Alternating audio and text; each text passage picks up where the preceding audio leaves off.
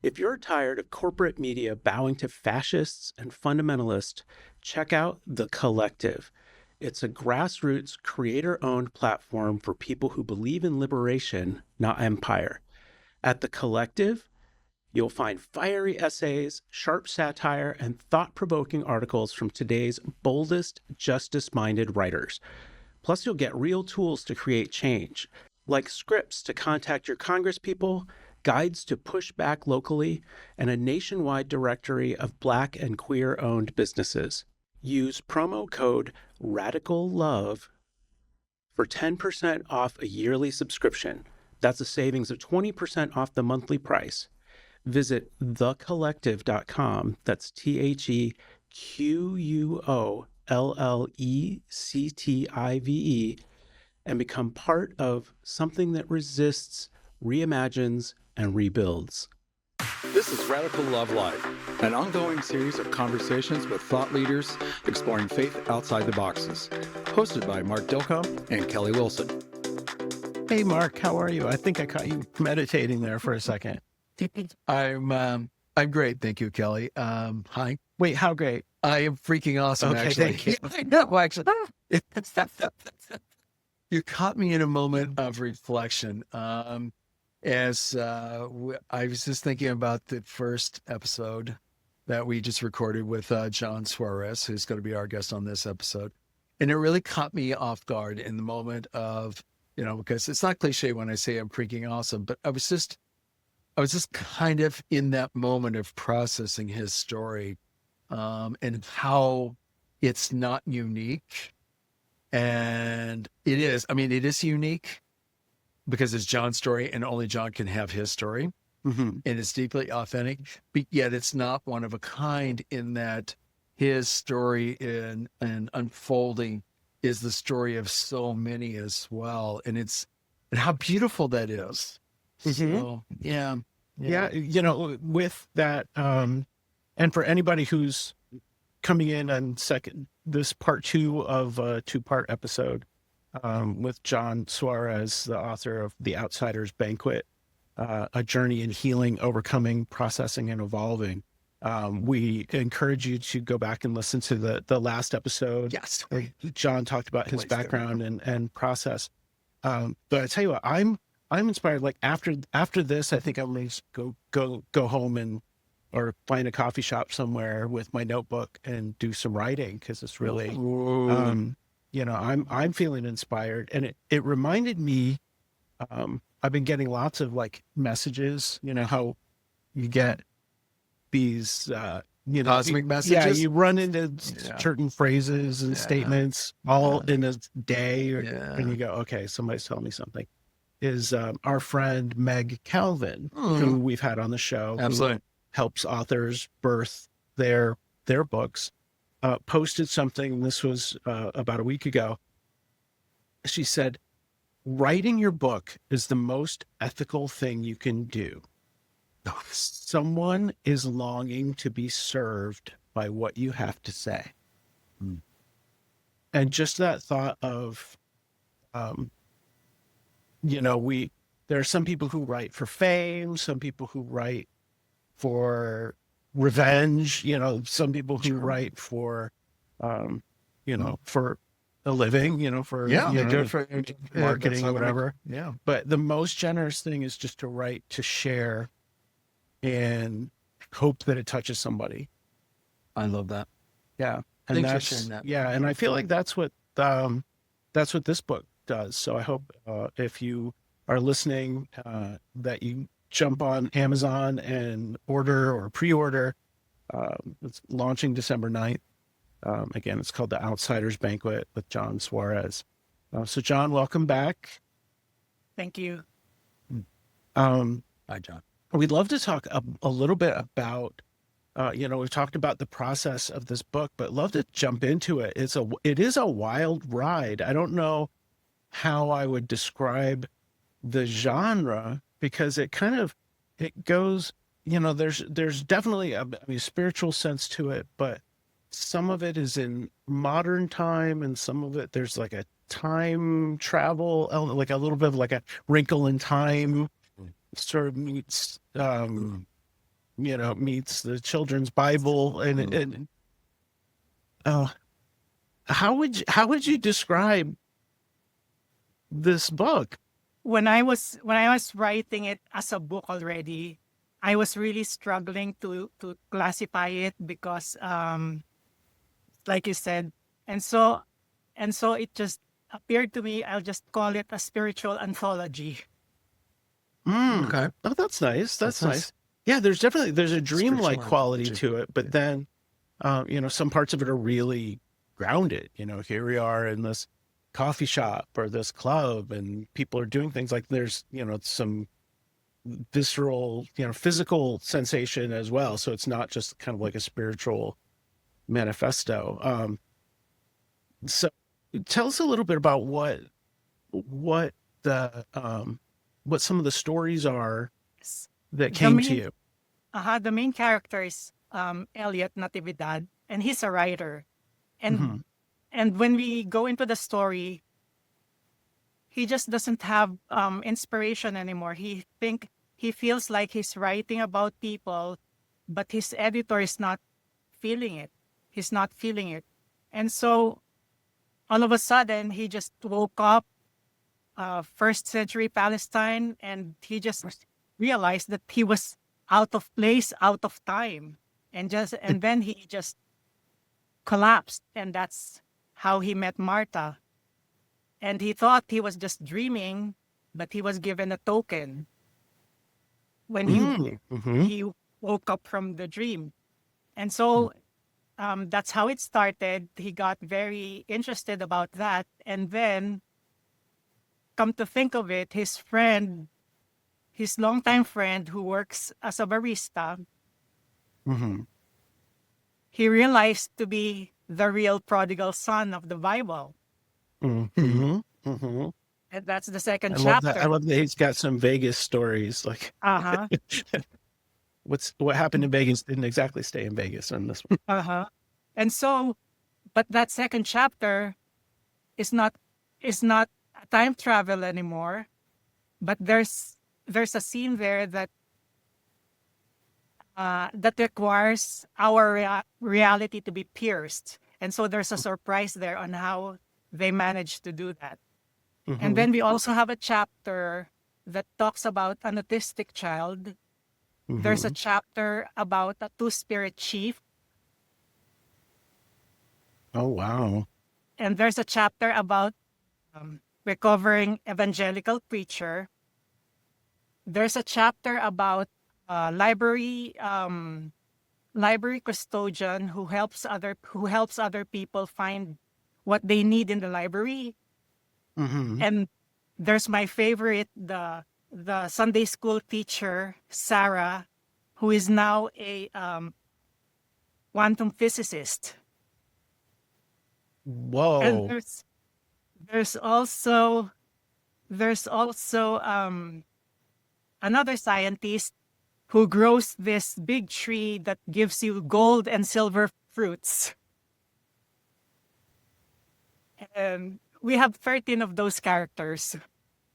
Wow. We also have we also have a witch who is married to a comparative religion professor I've seen who that was happens a lot. killed who was So killed who was killed by religious fanatics, but chose to forgive in her s- dying on her deathbed. Oh. so John, that's a very complex set of characters, and you have all of these storylines, these arcs going on. This is your first book. You shared with us that you have written in the past for yourself. And of course, you share in the first half of this conversation in the previous episode that you connected with Keith Giles because of his one of Keith's books that brought you into your worlds colliding in that sense. And Keith has been your guiding force as far as helping you birth this book. Okay, so I set this all up for our listeners to ask the question then, how did you come up with all of this? That's a complicated structure, um, especially for a first book. So where did this come from? Sorry. From the dog. The It dog came brought from the it. dog. Um, What kind of Well, that's was the woman who was called a dog? There we go. That's where it all started. yeah, I love my dog. Well, I love my I, dog too. I, so I, gotcha. I don't really know. I really didn't push it. As I told you, I don't know what plotting is. The characters just came and that's why I don't want to claim the title author because I don't know anything about writing. I just want to tell this But that's story. but fundamentally that's not true, John. You're underserving yourself on that because you absolutely wrote a book. You are an Yes. author. Yes. Just But because what you I'm didn't saying study, is you what I'm didn't saying go is to college to get a uh-huh. degree in writing and learn how the mechanics of how to create a book. You've done it naturally, which is a gift. It's a gift by somebody. Maybe Yes. our God. I don't know. I'm just saying. Yes. I just I looked this truly up, by the way. Eddie Van Halen could not read sheet music. So there you go. Like if he didn't know the rules either. So, that's sorry. that's why I'm saying the stories came to me and I just wrote them. Maybe my college degree helped me in communicating the story, especially with English being just a second language. Mm-hmm. And so I'm There's that. Right. And then the language is beautiful. It's very so this is why I think that when I offer this, it is truly a gift because I don't claim it to be mine. I claim it to be every outsider's story that I hope people will pick up. Mm. So you just said something kind of profound there too. You're right, because you grew up in the Philippines. As a Filipino, your first language would be Tagalog, right? And Yes, English sir. being second. Did you write this in English or in Tagalog? I thought about it in Tagalog, but I wrote it in English. wow. So there's like a whole other level to this of that translating the Yes. concepts. And do you feel like there are concepts in here that are uniquely Filipino? We talked earlier about that kind of overlap of cultures and No, I didn't. I didn't. I didn't intentionally inject anything Filipino out of it. But if one is familiar with Filipino people, they will find it scattered like breadcrumbs. Or Because Easter eggs? I didn't. The reason I didn't want to intentionally have a Filipino character there is I don't know. I don't really know. I just thought of outsiders, and when I was thinking of outsider, I was given in my mind an autistic child, a recovering evangelical preacher, a two-spirit chief, a physicist because I am into quantum mechanics now, and it just came. They just melded beautifully for myself. I was thinking that they melded beautifully when I was writing them, and so I said, "Fuck it, let's ask Keith if it has real value." well, it's Wow. it does I have just don't have any other vocabulary for it. I just said, you know what? It will just live in my hard drive. But I feel like if I could just reach one person and tell that one person that they are loved no matter what, then it's worth it. If Keith tells me that my work is trash, it's worth it. What's the worst that I can hear? No. But if it comes to a yes, then one other person can read the stories that are there in the book. wow. Wow. And it definitely is in the flavor of the book. I'm looking at the first story in it. And there's just a great message here. It says, "Go in peace, my friend, and remember, the banquet is for everyone." Mm. And that's such a And that's why generous. But go that's ahead. why I think it's a gift, because like when you mentioned that, I'm also being teary-eyed because I always tell this, did I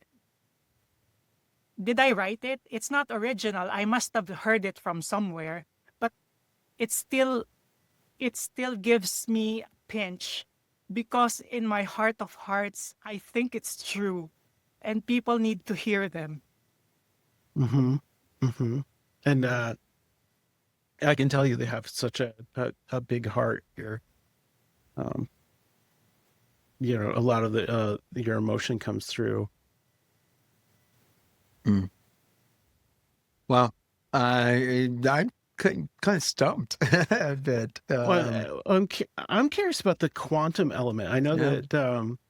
that Keith has been doing a lot of the quantum books Well, about quantum physics. I'm so curious about the relationship between quantum physics and spirituality. yes. The main idea that I'm getting in quantum physics is the same idea that I've learned in my faith growing up, that we were never separated from God.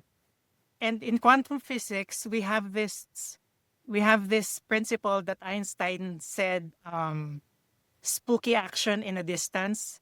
That when two things are quantum entangled, what happens to one thing has an effect with the other, no matter the distance, no matter the time. And so when I look at that and when I reread Paul, it's like the same thing said in different languages. Mm-hmm. Mm. And then, um, um, yes, that's the main thing about quantum physics that I understand and that I hope is real in our faith too. Because I can't say for certain that that's true. I can only hold on my hope that it's true because God is better than the best thing that we can think of about God. And that is my hope, and that is not always my belief because being raised the way I was and still dealing with trauma, there's still those times when this idea comes to my mind that you're wrong. God is not that loving. Mm-hmm. God is still going to send you to hell.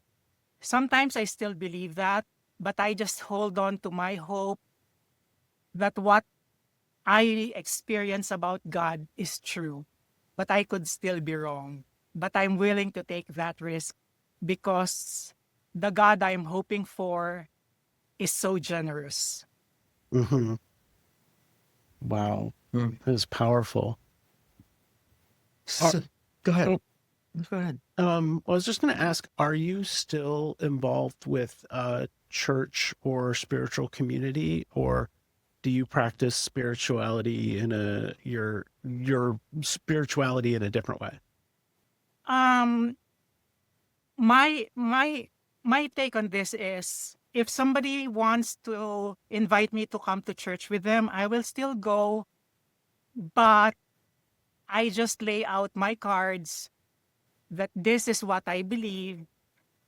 If you're going to try to convince me to not be an apostate anymore, then let's just be friends and not go to church. I like I that. like that. Okay. So we'll just be friends. Yeah, I'll accompany you, but don't proselytize me. Yeah. Yes, because like I know I may be wrong, but this God that I hope for and I'm continuing to believe in does not hold the same grudges that other people gods still do. So you you've said it twice now, and it's a profound thought. And I'm importing it based on your humility and the authenticity that you bring, that you could be wrong. That's a powerful statement, John, because in faith, a lot of us don't like to be wrong. We want to be certain. I wish more people knew that they could be wrong. I know. And your humility coming through that way, that your faith is greater than your fear, that, and you're acknowledging that and holding that tension, again, is a pretty profound, rare gift, I believe, at least expressed.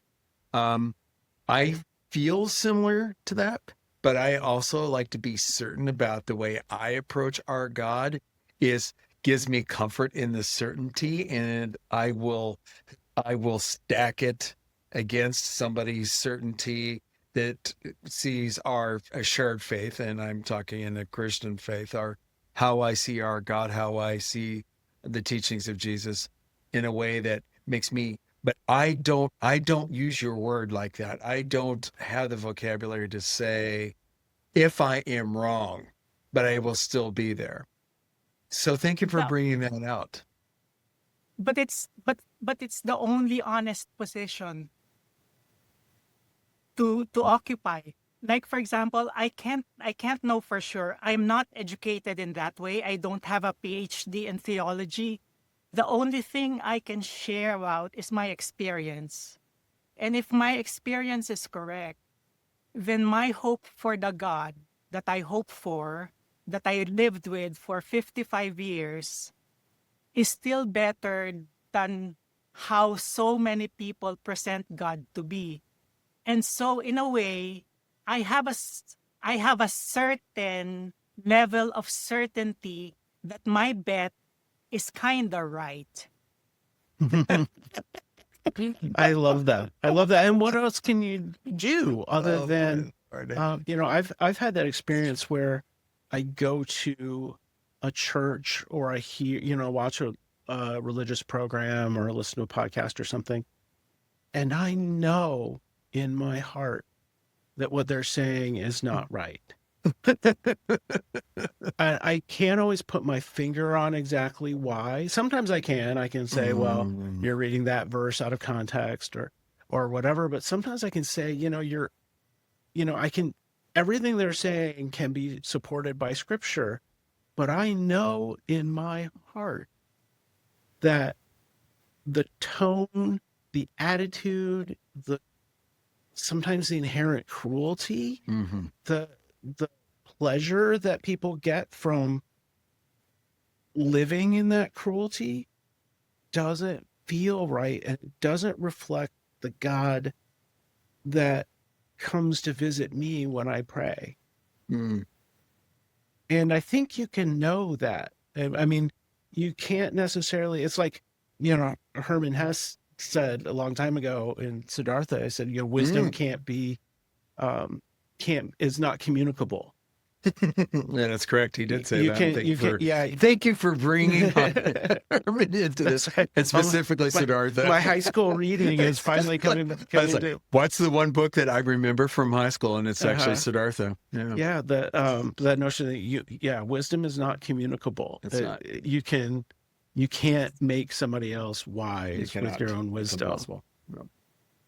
No. And the reason it also gives me peace is that, for example, when they tell me that the Bible doesn't confirm what I believe in, I acknowledge that they may interpret the Bible that way, but I also believe that Scripture is not limited to the Bible.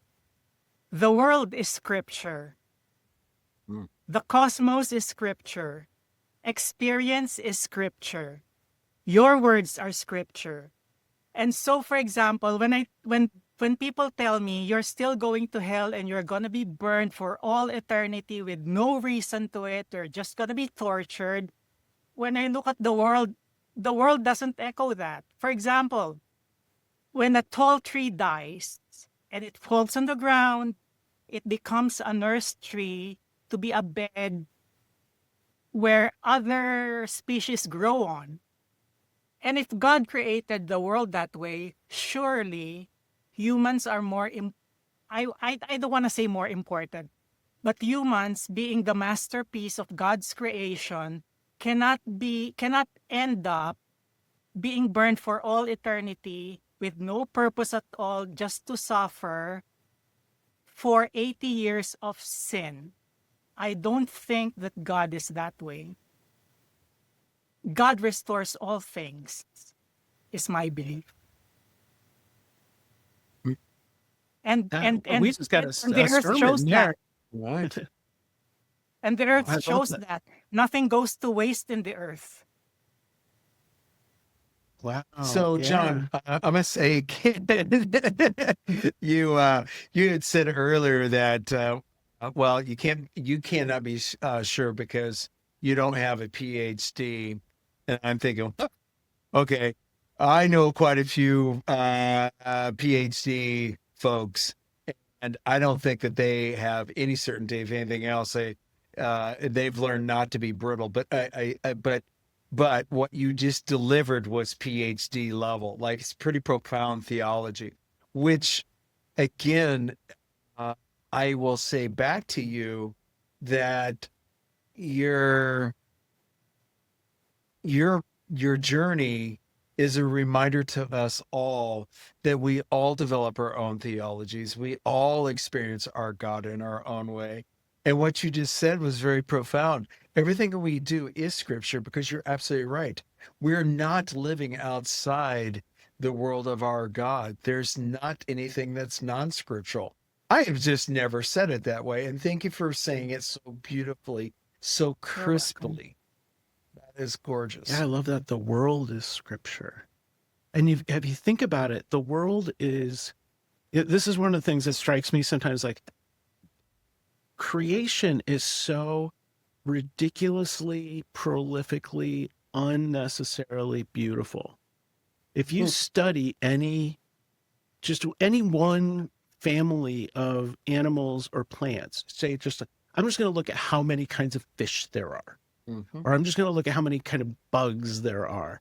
And you can go down this rabbit hole, and they're so intricate and beautiful and multicolored, and they have weird talents. And some of them have, there's a fish that lives deep underwater that has an electric light coming out of its head, like things like that. We're just like that, that is not, that doesn't tell me that God's only agenda is, I want these people to follow this list of rules or else I'm going to put them on the barbecue. Like, he's got God, and I say out of habit, but God is got some other agenda going on that is way bigger than, I shoplifted something from the 7-Eleven when I was 12. What? Is that a confession, Kelly? Maybe. Maybe. Thank you. Thank God for statutes of limitations. That's right. Yeah. Yeah, that 7-Eleven owner from small town Indiana. Yeah, indeed. John, you were going to say. But let me tell you this. I still believe in hell because I lived it. And so, but that hell, although when I was living in it, I thought it was permanent. I thought it was going to destroy me. But the only thing it did in reality is that God restored me. And so I think, and I may be wrong, that my aionos in hell has been served by Christ already. Not by myself, but by my Christ, by my belief in Christ, by Christ's work. That is straight out of Romans right there. I would love to talk a little bit about that restoration, because you were talking about this hellish, which just must have been just such a devastating time. And then this kind of healing, was it the writing that prompted the healing, or were there other work that you did? I think it's part of it, because I was able to process it in writing, rewriting, and really pouring my heart out. But there are a lot of things that came into play, like my upbringing. Because when I meet with my therapist, when I'm being asked what happened in the childhood, and I can't remember, Mm-hmm. it's painful. Like there came a time, I felt resentment because I should have kept all those things that I wrote, even if to just look at them today so that I can remember. But it's part of healing, and that is why now I write everything, because my fear right now is having Alzheimer's. Oh, wow. And so I write everything. And um and I just think that, being that I lived hell, I don't want anyone to go through it, even just a part of it, even the person that I least like. I don't want them to go through it. It might not show it on my face most of the time because I'm a biatch most of the time. But in my heart of hearts, I don't want anyone to experience what I experienced. Oh my God, you, my friend. That is, Kelly's heard me say that countless times. That is the bedrock of the work that I do. That's why Kelly said it best. It's a vocation, but vocation driven by the fact that we never want to see anybody else experience what we experienced, and so that's a purest form of that, and there's a pure intent to that. So that's why you're called to do the work that you're doing, both in the formation of the book itself and as you carry it forward into these conversations and sharing your own story and your own authenticity. That's one of the gifts of technology that we have, whether it's through these conversations like this or your book in print form or electronic form. You're putting out a story that needs to be heard, especially for too many times there are folks who get crushed by their story, and that's not what happened here. You're a story of a survivor, and sharing that story gives that hope that's so necessary, right? And putting it out in a public way, because there's something else that comes with what you're doing, and that's tremendous courage. You could have kept this interior and gone on out of this life and kept it within yourself, but that's not what's happened here. So because of what you went through in your own experience with hell and rising out of that, it feels very much hero's journey, Joseph Campbell a bit, but you've created the elixir that must be brought out into the world. So I don't know if you're familiar with my reference there, but that's a pretty common element of like so many different hero journeys, right? Right. So, Yeah. It's like every Star Wars movie. Star Wars, Yes. exactly. Luke has used Yeah. Joseph Campbell for his basis of Han Solo. So to be sure. Right. That kind of that overarching kind of story structure that Yeah. fits so many myths. Yeah. And I don't say that to diminish it, because it's a legitimate tool to use in telling stories. Because what keeps you mentioned something about us as humans being unique. We are certainly unique, but one of the things is the way in which we connect and make meaning out of our stories, right? This is how we learn from those. That's why the Bible exists as it is, because it gives us basis that we can make meaning from those kinds of stories. And you sharing this is that. So, but we have to get into the story itself. So enlighten us a little bit about, so you created this and this work that is, genre bending. And that's a description we've used a couple of times here. I think you use it in your description as well. So what if somebody in this conversation is listening, they're like, okay, what the heck is this book about? What does that tease look like, John? It's a story about every person who feels like they're an outsider. It's a story about God's promise that everyone is included. It's a story about people who are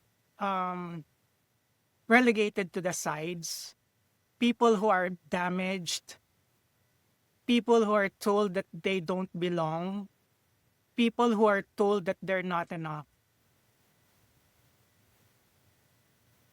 If there's one thing that I want people to maybe see in reading the book,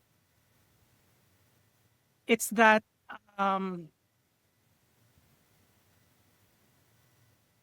grace doesn't turn its back on anyone. Even for I'm glad people we who told don't because I've written that almost verbatim, by the way. You got some wonderful lines. That's really like, John, I'm sorry to Yeah. cut. Yeah, I mean, like you do have great lines, and it's just the overlap in this conversation. I don't know if overlap is the right word. Parallel, synchronicity. Maybe synchronicity is the best word for this. So keep going. Yes, I'm sorry, I stepped all over you, but keep going, please. So that's what I want. That's what my hope is for any person who's gonna read the book to realize that grace doesn't turn its back on anyone. It doesn't matter how far from grace one believes they are. What matters is that they remember that grace is around, and when there is grace, there's hope for transformation. We don't end in grace. We just start in grace. and what is that Grace is not an transformation? excuse to do bad things. Oh, No. it's absolutely not. Thank you for saying that. Yeah, and what is that Grace transformation is that step grace? one for doing good and thinking good. And then where do we go from there? Where we go from there is to reach out, because I think grace experienced alone is not grace. Grace is only grace when it's shared. Wow. Yeah. And You can yeah, sometimes how do you love your neighbor sometimes- if you don't have any neighbors? Uh-huh. Sometimes when people think, I'm so blessed, but you can have blessings by your lonesome. The difference between blessings and grace is that grace is not grace if it cannot be shared. So, John, is this contained in the book? No, if people read between the lines, it's there, but it's not explicit. That's one of the things that I recognized reading through some of the sections of the book is that there's an idea that if you say something straightforwardly, if you were just kind of list, these are some spiritual principles, it excites the mind, but that stories involve the mind and the heart. Yeah. That telling things kind of askance a little bit and telling it through story rather than just like a straightforward list of proverbs kind of makes the reader a co-creator in the process. Yes, I think the reason why those principles were related in stories is because I feel like principles have to be felt. Like, for example, when you read Martha's grace eating from under the table, when she tells that story and you are eavesdropping on their conversations, you feel the grace. At least when I was writing it, I felt the grace. And it's not cranial, it's not cerebral, but you feel it in practical terms. For example, in the story of the prodigal son, it's not enough to say, that he spent a lot. Alex spent $40,000 on booze Hmm. with people he doesn't know just to be a big shot. And so in a story you feel that. When you tell it like in some other way, it doesn't land the same way. But that's just me. Okay. Right, like rents the entire top floor of the Burj Khalifa. Like that's a much more vivid image than just, oh yeah, I spent all my money on, food and wine. I am so full disclosure, John, and to our listeners, I have not read the book. So Kelly is ahead of me. And what you just described is something that happened in my life. Me doing shit like that. That was very much my story. Like through the I'm just gobsmacked by what you have created. And yes, I'm obviously going to have to read because we do have an advanced copy. And I say to our listeners, I'll let you cheat off my homework. Yeah, right. It sounds like everybody needs to be reading your book. You are touching on some really powerful stories and that connect to real world, like I identify from what you just said here. There's multiple times that I've felt the synchronicity inside this conversation, and your experience, your life experience, my life experience, and what you've now put into your book, The Outsider's Banquet. Wow.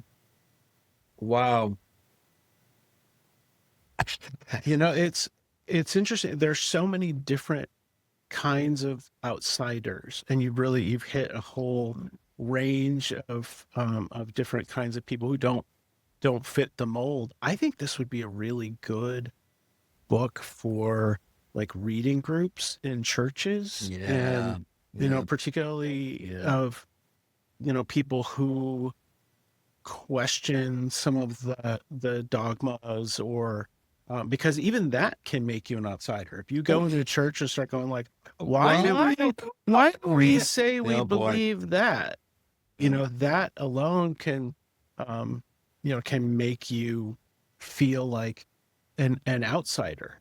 But for those groups that are brave enough to do it, I could see reading groups around this book, like people coming back and talking about their own experiences of being an outsider. And I think it could be really powerful. I'm laughing again because of something you just said. For those folks that do question, which is what, I'm writing about, and is all about that. I personally have always been that one that asks these kinds of questions. I never considered it to be an outsider. I looked at my own outsider because through my queer lens, but not as somebody and sitting inside of that. And that is so profoundly true with what you said. Anybody that dares question God, that can in a very typical setting, not all settings, but a typical setting, that all of a sudden puts you into an outsidership, because like, whoa, you're messing in the space you have no business messing in, because how dare you do that? Because it's so imported. These stories that we take on, the biblical teachings and everything else like that. And when you start challenging, that's threatening in a lot of ways, and it can put you on the outsider of that. So, wow. Yeah. Even things like, going into a space where somebody says, well, like, have you given your heart to the Lord? Right. And you can say, well, I believe in a kind of salvation, but I don't believe that it happens in one moment sitting at the altar asking, that Jesus is knocking on the door of my heart and I let him in and then I'm clean and pure forever. And just even that, like having that statement can make you then ostracized. Like everybody's like, oh, I guess that guy's not a Christian then. All right. Of course, because we've been taught, well, that's exactly how that goes, that you say this prayer and you do this covenant with Jesus, and then, okay, you were into a different,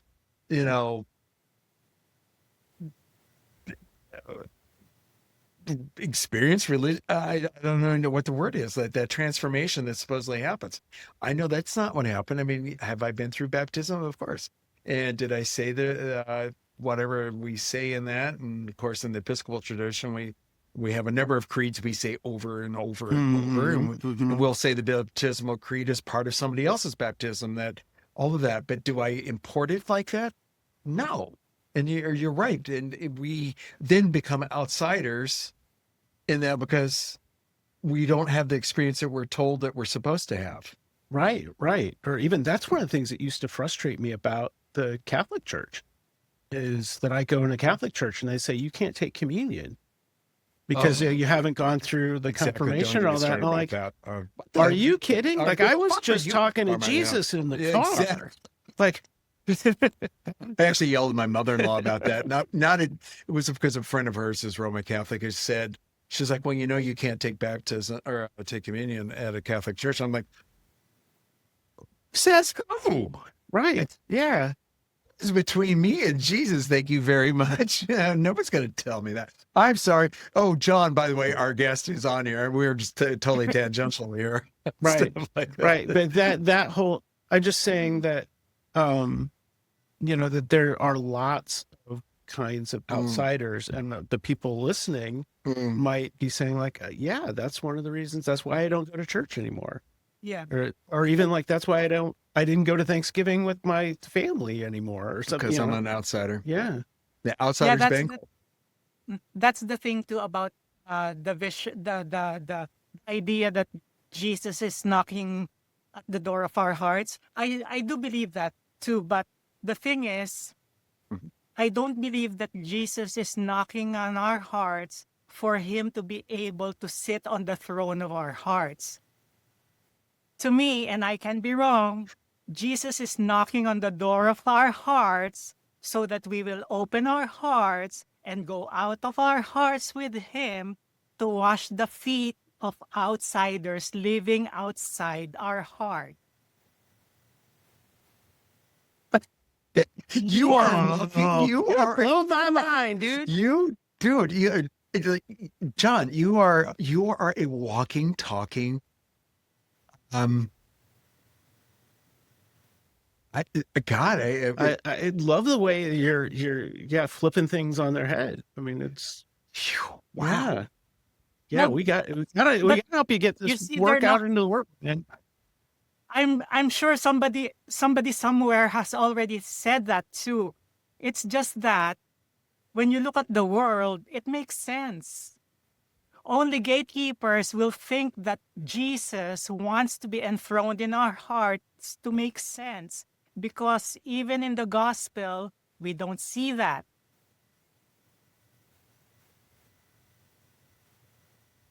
Jesus said, follow me, not worship me. If we are to follow him, why are we going to chain him to our hearts? Wow. go ahead. When there are some discussions about that, because that's one of the things that people get into about salvation and exclusivity of just the Christian religion, is they go to John and the Gospel of John. Yeah, the Gospel. And they say, he says, I am the way. Nobody comes but by me.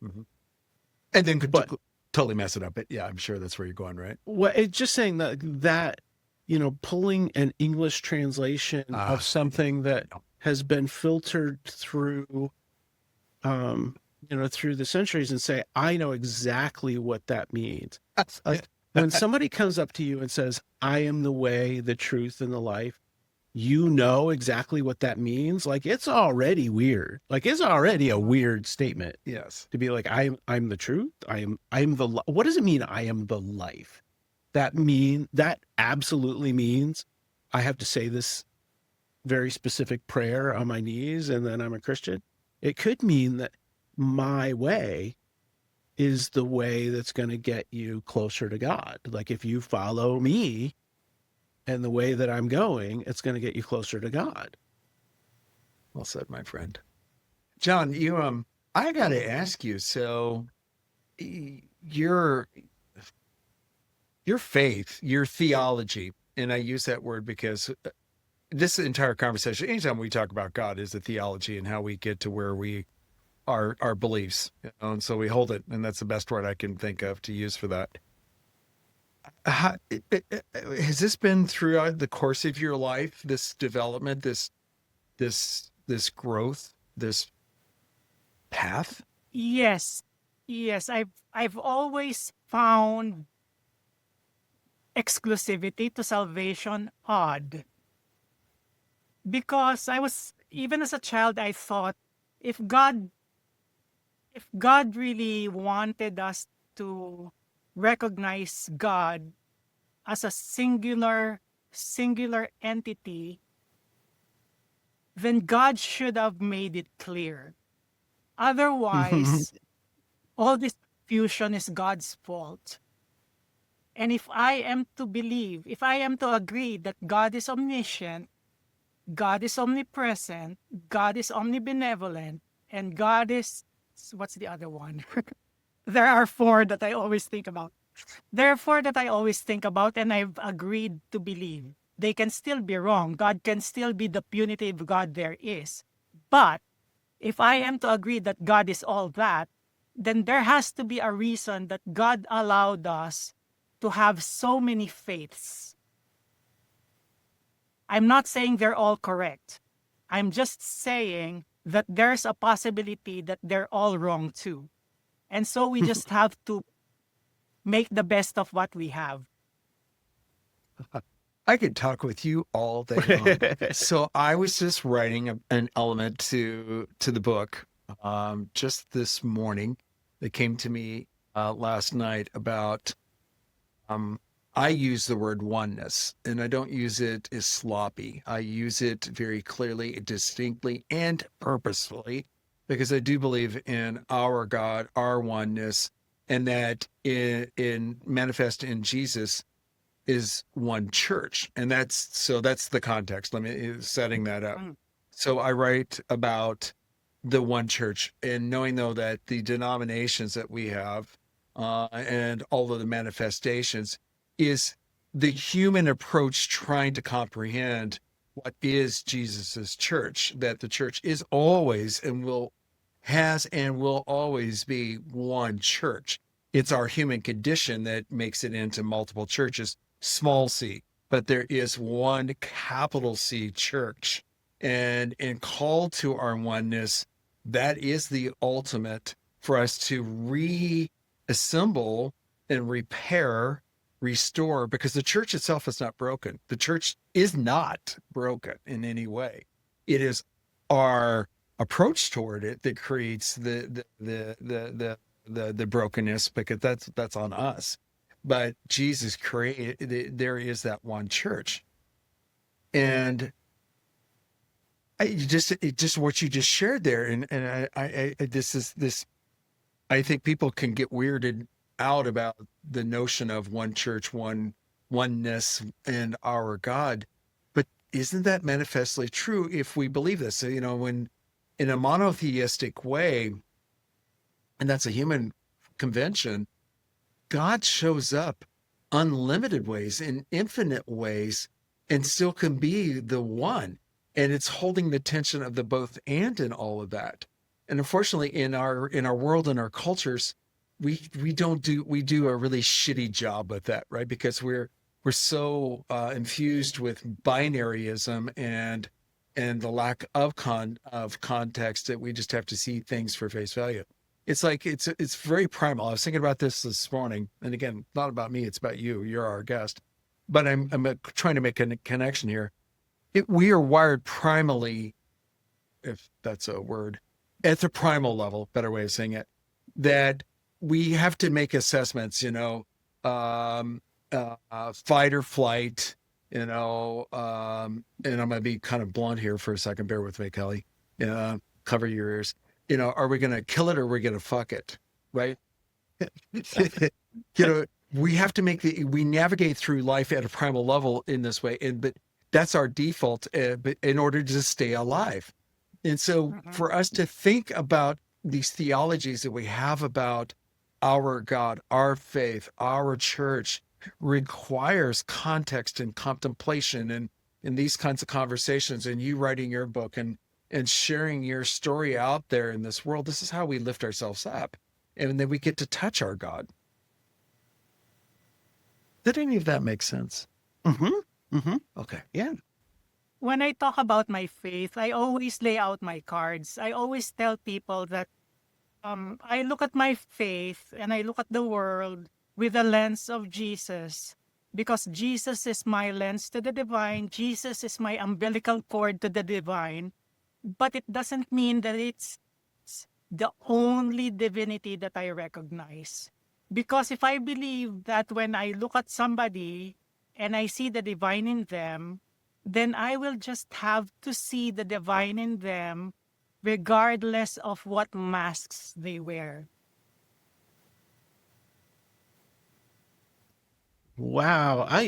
We can just let the tape roll and we can, yeah, go on all day. This is some really good stuff, man. Because in reality, the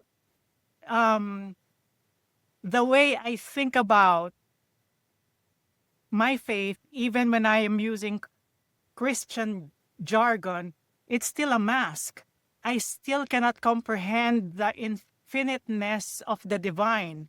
The only way I can grasp the infiniteness of the divine is to use my finiteness. And in that finiteness, the only vocabulary that I can reach out to is my upbringing, which is Christianity, Catholicism. But it's not the only vocabulary that there is to appreciate in all of divinity. Yeah, I believe that as well. That's one of the ways that I went from Christian to agnostic or trying to be agnostic to finally coming back to like, this is what my belief is shaped like, that this is my culture, this is my language. I don't force it on other people because I don't know, for one, like you, I don't know. I hope that I'm right, but I also don't believe that it's the only avenue to God. But I know that for me, it's the language that works. It's the when I look at God, I see Jesus, and that he's my dude. But it makes me think of do you guys know John Henry Newman? He was an Anglican priest who converted to Catholicism in the 1800s, and it was somebody I had to read in a theology class in college. But he became Catholic, because you often see people go the other way from, I'm Catholic, but now I'm going to be Protestant, I'm going to be Anglican, I don't like all that. But he actually went back because he looked at, the majority of Christendom and said, like, wow, the majority is Catholic. I don't agree with everything in the church, but would God let his entire people be deceived? And if not, then my place is to go back into the Catholic Church and try to reform it from within, rather than like breaking off and becoming my own thing. What I can apply that to the greater earth and say, like, is God so petty that he's only going to shed his grace on those people who were lucky enough to be born into Christianity, and just abandon everybody else who are doing fine in their own religions? Even if they hear about Christianity, they're like, well, that's great. That's what broke it for me, by the way. I'm doing good where I am. Yeah. Would God let most of the people on earth in history be incomprehensible? Deceived? That's anathema to my entire belief. And yeah. I remember a few years ago, number of years now, I had a conversation with a dear friend and a coworker, extremely devout to his worldview of our faith, the Christian faith. And quid pro quo was a question. I said, so if somebody enters this world and leaves this world without knowing Jesus, do they go to hell? And he's like, yes. And I'm like, nope, I can't compute that. I'm sorry that my God, our God, does not do that, doesn't have the capacity to do that. Just because somebody didn't get to them in time to tell them the good news. Because that's where he was couching it, right? Well, that's why we're called the mission work. Well, it would mean that all of Jesus's work went to waste. That's what I haven't thought about it, but you're right. It would be wasteful. Yeah, like he went to a lot of trouble trying to save everybody. And now we can lose it because I didn't believe it. I didn't hear about it. Yeah, I didn't hear about it. Sorry. Well, you're going to hell for that. John, this has been an amazing, extraordinary conversation. I truly, I hope our listeners get I hope our listeners really I don't even have a word for it. I just hope they really we want resonate. them to seek you out and find your work and share it. Because I think your voice is one that that it will be healing for somebody out there who needs to hear it. Yeah. John, Yes, good Godspeed. Christ. My voice is pitchy, so it's Christ's voice who will do the healing. Fair enough. If you're just the vessel or the messenger or the Oh my God! And you have a great sense of humor about this. Oh, it's amazing. Yeah, I really would like to get you all riled up and see you in bitchy mode at some point because you seem like a very nice, gentle guy. But right. I'd love to see us all get catty for a while. Right. Oh my goodness. That'll probably be fun. But we are getting to the top of the hour, so we need to wrap up soon. John, do you have any sort of parting words, like a message that we didn't talk about that you want to share with our listeners? Yes, the message is no matter what the world tells you, it's that whether you believe in God or not, or you believe in a different God, the message is you are beloved and you are not excluded just for the reason that you were born. You were chosen, not in the sense that you are special from anybody else, but in the sense that you're special just like everyone else. That is the message. And that grace is not the end, it's the beginning. Wow, thank you so much for sharing that. This is, I really have gotten a lot out of this conversation today, and I hope our listeners have too. Thank you for sharing with us. And the book is called The Outsiders Banquet. Where can are there any places people can find you online or? I'm still working on my website because I've done it and destroyed it, done it and destroyed it because it feels like it's